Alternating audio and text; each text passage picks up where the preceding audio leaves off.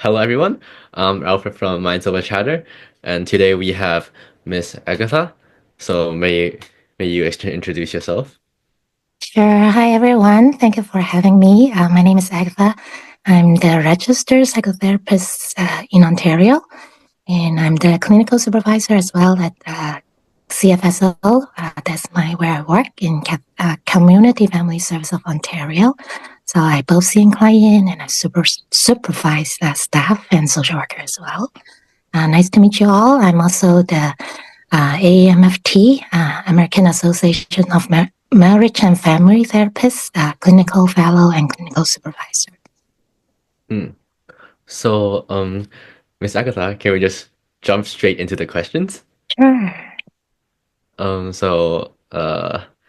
Can you said yourself you were a psychotherapist, right? So can you share a bit about your role as a psychotherapist in mental health? Mhm.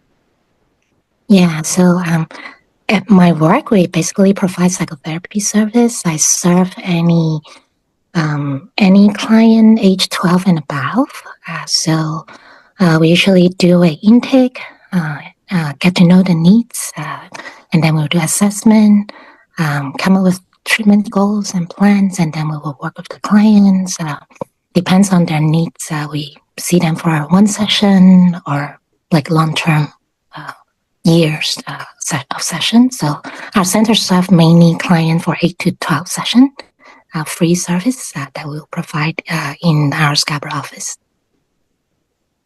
Then if you said because you said that you're serving age 12 or above, then that does mean does that mean that there's gonna be people that serves 12 or below? Or is that Yeah. So there are centers or agency that usually they call child and family services. So those center will serve children, but we oh, are expanding our children's service as well. So never know, just not right now. ooh. Then for your patients or I don't know, your Client, we do have clients. Yeah. Mm, is there some common mental health challenges that you often see that occurs like Mm. oftenly or something like that? Yeah. So I would say majority, maybe 50% are emotional related, depression, anxiety, trauma, uh, emotional struggles that they're having. So they come to see us. The other half would be more relational, like dealing with couple conflicts, parent-child conflicts, um, caregiver, dealing with stress, caring for others. So, or even domestic violence that happen at home. So we also serve those clients as well. So, I assume that those are all very unhealthy, I don't know, issues or something like that. Is there something that you provide them to uh help? Yeah. So we don't usually say they are unhealthy, but I think Oh, they are reaching out for help. Yeah. So usually, I guess most people they cope by themselves, and to a point where they think, okay, I need professional help, right?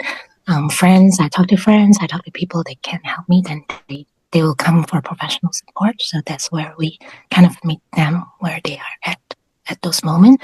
So it could be like people just have very minor disturbance. They come earlier, which is great. So some may come later to the point where they already exhausted their resources, then they come for professional support. oh. Mm. So that you said that they try to cope themselves first, right? Then how Yeah, do you usually. like normal people, common people, how can they like see the differences between if they're coping it healthily or if they're not coping it? Like, you know. That's a good question. I think healthy coping, I would say, like, if I ask a question that is easier to identify, right? So if think about like you have a good friend or someone that you love, right? Do you want to see them coping that way? So that's usually a good question to ask, like, is it a healthy or unhealthy coping?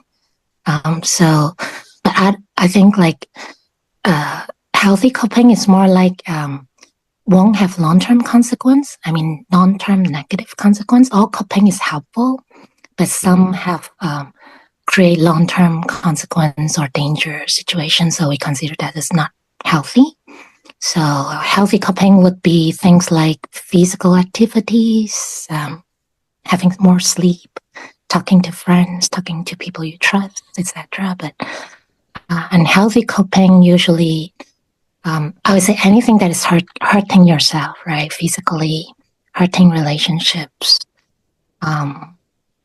Things that like you feel like makes you more out of control or you need more and more and more, those who consider unhealthy, like addiction, scrolling your screen, or gaming. So if you find like you cope well with that, but looks like you need more and more, right? And it create more long-term consequence. So those who consider unhealthy coping, those may be a time that you explore other ways of coping or seek professional help. Oh.